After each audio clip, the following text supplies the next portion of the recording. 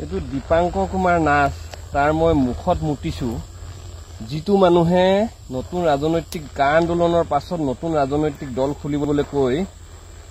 আসলতে পিছত যিটো দলৰ বিৰোধিতা কৰি ৰাজনৈতিক দল খুলিলে সেই দলত যোগদান কৰিলে এই দীপাংকৰ কুমাৰ নাথৰ কোনো মুখৰ ভেলু নাই তাৰ মুখখনত মই পেটিকুটৰ ৰছী দি বান্ধিছো আৰু তাৰ মুখখন ৰাইজে চিনি পাব অসমৰ ৰাইজে বিশ্বাসঘাতক জাতিৰ গাদ্দাৰী এই দীপাংকৰ কুমাৰ নাথক চিনি পাবৰ কাৰণে আমি অনুৰোধ জনাইছো যে সদৌখন ছাত্ৰ সন্থাৰ পৰা